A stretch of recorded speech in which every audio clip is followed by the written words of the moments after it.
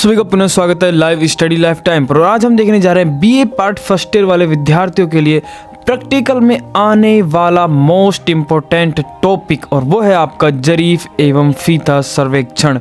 ये topic BA first year वालों के लिए प्रैक्टिकल के अंदर इतना महत्वपूर्ण है, इसके अंदर से आपके क्वेश्चन ही नहीं, इसके अंदर से आपके प्रैक्टिकल भी कराए जाते हैं बीए पार्ट फर्स्ट ईयर के अंदर। पार्ट फर्स्ट ईयर वालों के लिए जरीफ तथा फीता सर्वेक्षण ये टॉपिक मोस्ट इम्पोर्टेंट है।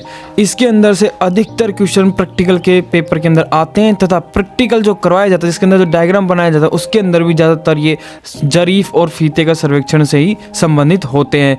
तो इन्हीं के लिए हम लेकर आए हैं कुछ महत्वपूर्ण प्रश्न जो कि आपकी प्रैक्टिकल के अंदर पूछे जा सकते हैं, और साथ ही में बाद में सेकेंड पार्ट में हम इस जरीफ और फीते के कुछ सर्वेक्षणों को भी देखेंगे।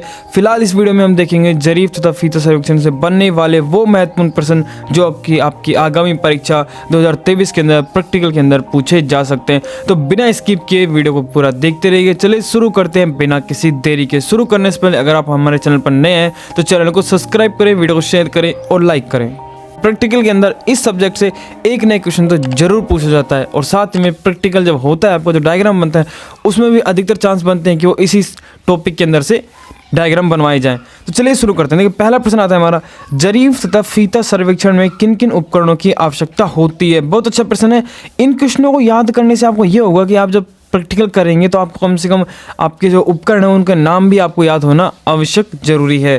तो इसका उत्तर हो जाएगा, इस सर्वेक्षण में जरीफ, फीता, जरीफ के तीर, गुनिया, ट्रंक कंपास, सर्वेक्षण दंड व साहुल पिंड की आवश्यकता होती है, और इन्हीं के शायद माध्यम से आपके बीए फर्स्ट ईयर के अंदर प्रैक्टिकल करवाए जाते हैं, डायग्राम बनवाए जाते हैं कई विधियों के द्वारा। वो भी हम सेकंड पार्ट में देखेंगे, तो उस पार्ट को भी मिस मत कीजिएगा। अगला प्रश्न देखिए, जरीफ कितने प्रकार की होती है।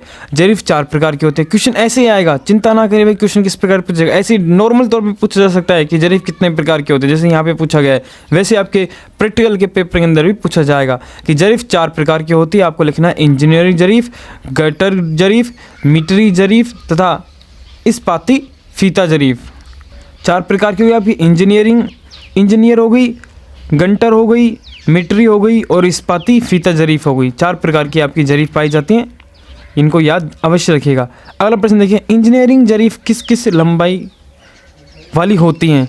ये जरीफ 100 फीट व 50 फीट की लंबाई में मिलती है। यानी कि अगर आपसे पूछा जाए कि इंजीनियर जरीफ जो है वो कितनी लंबाई तक की मिलती है, तो ये आपकी 100 फीट से 50 फीट के अंदर मिलती हैं।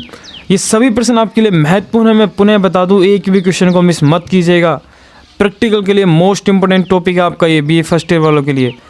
गंटर जरीफ को इस नाम से क्यों पुकारते हैं, तो इसका आंसर हो जाएगा, इस जरीफ को, इसको जो बनाने वाला था उसका नाम था एडमंड गंटर ने बनाया था, अतः इसी गंटर जरीफ कहते हैं। क्यों, उसके नाम पर इसको रख दिया गया था।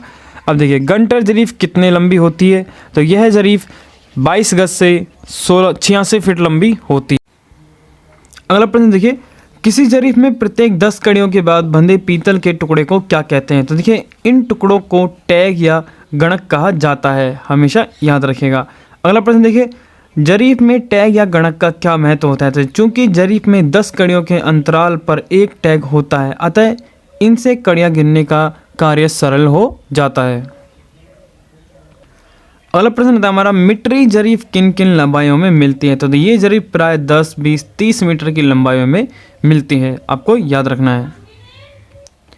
अगला प्रश्न देखिए, फीते कितने प्रकार के होते हैं। देखिए फीते आपके यहाँ पर 5 प्रकार के होते हैं। सूती कपड़े का फीता, धात्विक फीता, पॉलीथीन का फीता, इस्पाती फीता और इनवार फीता। ये आपके 5 प्रकार के यहाँ पे फीते हैं। अगला प्रश्न देखिए, धात्विक फीते की क्या विशेषता होती है। इस फीते में कपड़े में पीतल या तांबे के महीन तार बुने रहते हैं तथा कपड़े के ऊपर वार्निश का हल्का लेप होता है। ये आपके धात्विक फीते की विशेषता है फीते की। अगला प्रश्न आता है, अति परिशुद्ध सर्वेक्षण में किस प्रकार के फीते का प्रयोग में लाते हैं। तो इसके अंदर उत्तर हो जाएगा आपका इनवार फीता या फिर इस्पाती फीते का प्रयोग किया जाता है, बिल्कुल परिशुद्ध और सटीक मापने के लिए।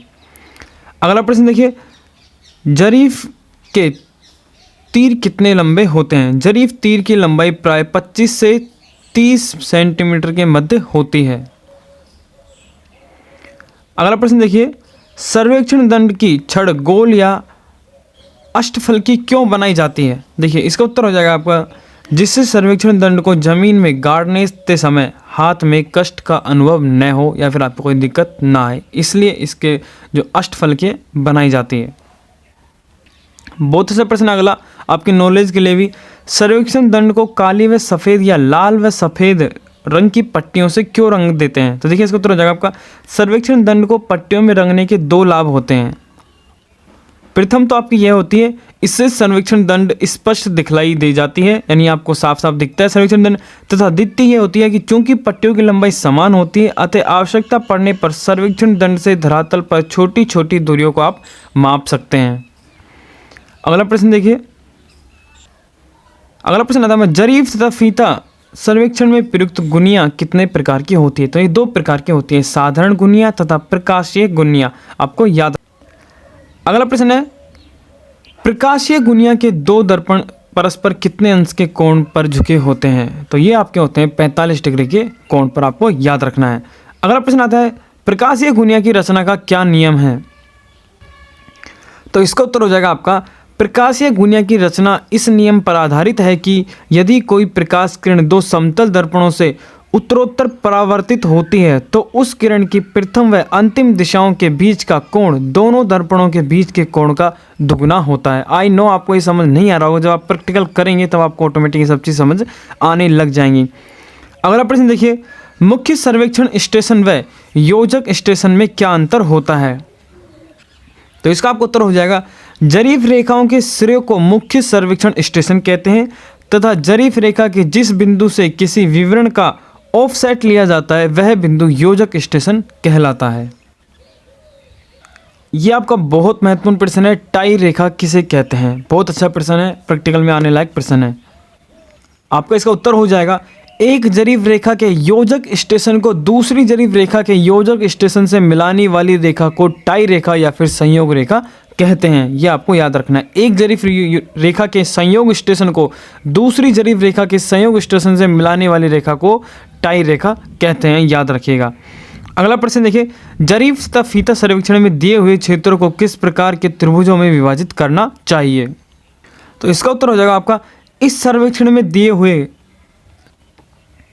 क्षेत्रों को समबाहु एवं यथासंभव बड़े बड़े त्रिभुजों में बांटना हितकर होता है, या फिर बड़े बड़े त्रिभुजों में या फिर समबाहु त्रिभुज के अंदर इसको बांटना चाहिए।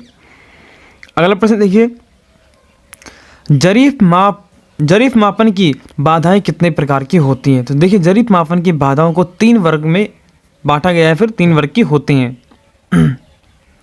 तो आपकी पहली होती है अवरुद्ध दृष्टि वाली बाधा, सेकंड होती है आपकी अवरुद्ध जरीफ मापन वाली बाधा, और थर्ड होती है आपकी अवरुद्ध दृष्टि या फिर अवरुद्ध जरीफ मापन वाली बाधा। तो ये थे कुछ महत्वपूर्ण प्रश्न जो कि आपके प्रैक्टिकल में पूछे जा सकते थे। नेक्स्ट पार्ट के अंदर हम इसके जो इस्पाती फीता जरीफ है और आपके जो फीता है इसके डिटेल से अध्ययन करेंगे कि आखिर ये किस प्रकार के होते हैं और इनका किस प्रकार से प्रयोग किया जाता है। वीडियो अच्छी लगे तो प्लीज़ एक लाइक जरूर करें, अपने दोस्तों के साथ भी शेयर करें। मिलते हैं नेक्स्ट वीडियो में, तब तक के लिए धन्यवाद।